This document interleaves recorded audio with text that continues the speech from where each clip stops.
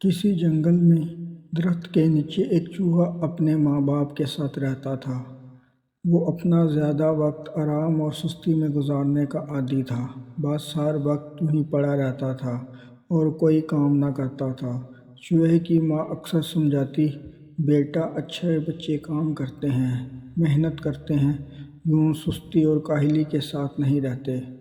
تم چھوٹی سی چونٹی کو نہیں دیکھتے، وہ سخت محنت کرتی ہے اور اپنے سے کئی گنا زیادہ بوجھ اٹھاتی ہے۔ اماں، یہ چونٹی کہاں رہتی ہے؟ مجھے اس کو دیکھنے کا شوق ہے۔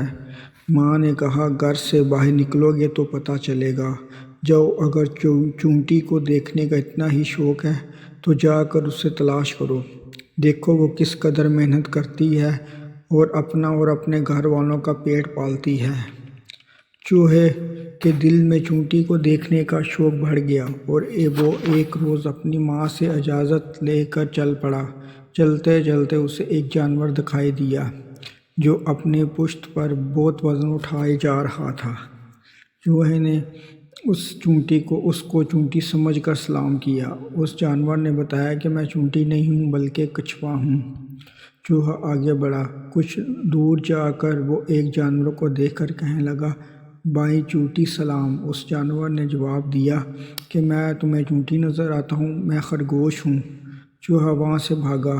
آگے پہنچا تو ہاتھی کو چونٹی سمجھ کر سلام کیا۔ ہاتھی سونڈ اٹھا کر دھاڑا۔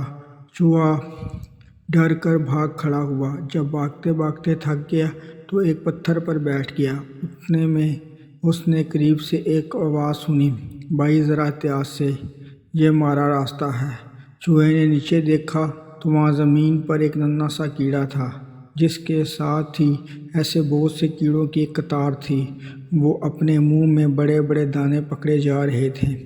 ان میں سے ایک کیڑا بولا، میاں چوہے ذرا ایک طرف ہو کر بیٹھ جاؤ، ہم کھانا اپنے گھر لے جا رہے ہیں۔ چوہے نے حیران ہو کر کہا، اتنا بڑا دانہ تم کیسے اٹھا کر لے جا رہے ہو؟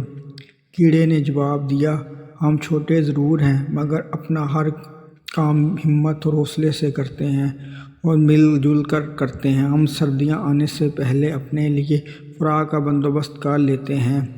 ہم میں بہت اتفاق اور اتحاد ہے، اس چیز میں بڑی دولت ہے۔ چوہے نے ایک ننھے سے کیڑے سے یہ باتیں سنی تو بہت حیران ہوا اور کہنے لگا، مگر تم لوگ کون ہو؟ ایک ننھے سے کیڑے نے آگے بڑھ کر جواب دیا، ہمیں چونٹی کہتے ہیں۔